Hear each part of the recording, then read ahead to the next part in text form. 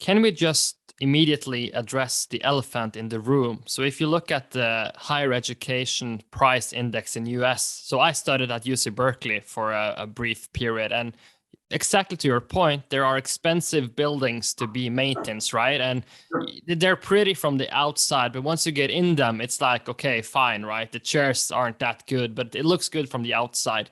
How do we solve this price index, which is terrible for the next generation who needs to take great loans in order to have a couple of classes at the campus, right?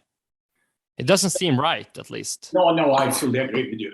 And in a sense, I'm perhaps not the right person to talk about that, but since I have been heading up several of these places in Norway, for instance, BE, and in Switzerland, IMD, and both of them are full of buildings and professors by, should we say, embracing the modern reality, which is computers, computer-based networks. And you and I are talking together now. Why couldn't this be the way we learn? And I do think that maybe some blended learning is the future, that there is a room for sitting down, face-to-face listening, interacting, but that would mean that the schools are no longer run as, should we say, lecture places, but as long weekend seminars where you have small groups of people sitting together in flat rooms as opposed to the sleeping dormitoriums, which are, with reclining walls, reclining roofs, floors, and where you sit and sleep and all of that.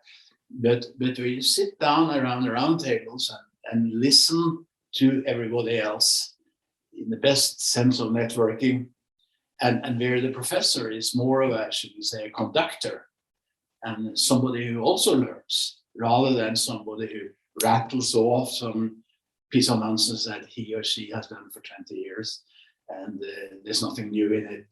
Learning is a matter of, should we say, experiencing. It's a matter of interaction. It's a matter of testing out how others in the network react to what you say, things like that. And so I think that if you believe in that, you can then have physical learning activities over the weekends, coupled with stringent learning via the web during the week. And you can learn very, very well, perhaps even better than in the past, while you keep your full-time job. And that's, I think, the future. Isn't one of the problems that higher education is almost like a monopoly and too good of a business to stop? Well, it's worse than that, if you ask me. You are in Tromsø now, you told me, just walk over and talk with the professors, Oh, it's so important what they do, research and this and that. By the way, the professors, they are so busy doing research that they cannot even teach. Obviously, teaching and research go together in a healthy networked reality. But these people are on cloud nine. They are paid by the government, taxpayers, the socialistic taxpayers, the socialistic regime, with the Norwegian taxpayers backing them, and they are very happy keeping things the way it is. The fact is, though, and you know very well, that if you take the rankings of higher education, the institutions of higher education, not that the rankings are the panacea to everything, but you can still not avoid saying that the Norwegian higher education institutions have been on the slide. If you go some 70, 80 years ago, Norges Tekniske Høgskole in Trondheim was one of the best in Europe. Today, they're not even ranked. By the way, they are now part of a mediocre university in Trondheim, which the socialist good Hernes organized. And if you take Norges Handelshøyskole, where I studied, it's on cloud nine. The professors there have a good time doing esoteric research. Nobody else benefits from this. This is just an expensive exercise leading to nonsense results. And it's, again, the quality of it all is getting worse and worse. In my opinion, if you look at the top-notch places today, I mean, let me just rattle off a few. Like here in Switzerland, you have Eidgenössische Technische Hochschule and its sister organization EPFL in Lausanne. They are ranked among the top 5 or 6 in Europe in technical universities, and maybe in the world. And if you take IMD, I'm saying I used to be head of that for 15 years. We were ranked among the 4 or 5 best business schools in the world. If you take MIT or Wharton or Harvard, I've been associated with all 3, you see that the professors are very much part of this real world. They're working on real problems. Their research and the teaching go hand in hand. These are not people who are, should we say, too important to teach. On the contrary, they see these as, should we say, network activities that you cannot cut off parts of it and think that you are more relevant by only doing esoteric research. So if you look at these top institutions, which are, should we keep Division 1 rankings, they are very different than what you typically find in, as far as I can understand, in the Norwegian institutions of higher education.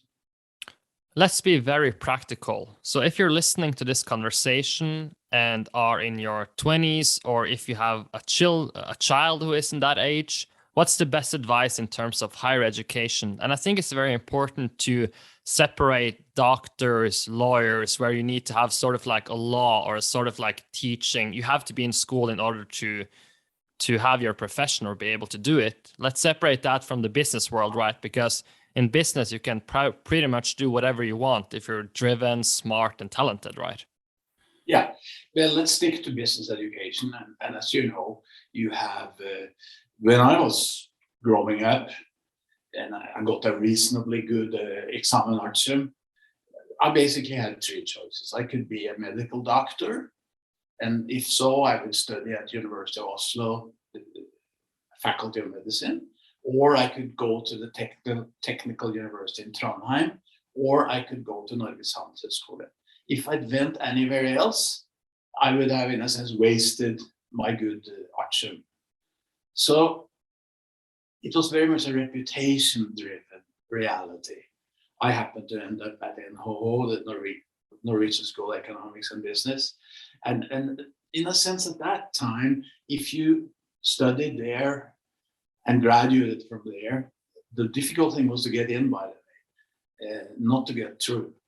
And then you were guaranteed a job for the rest of your life. I think reality today is very different. Today, it's a matter of really trying to learn, and to learn to become smarter. And in a sense, the reputational part of picking places which have high reputation is no longer so critical, at least at the undergraduate level. I understand that if you go for an MBA or a doctorate or something, it may make a difference. And then you're better off going to the IMDs or the Harvard Business School or things like that. You mentioned Berkeley. But undergraduate, I think it's a matter of trying to learn in a way that you become smarter. And I think this blended learning discussed has a lot of potential for that.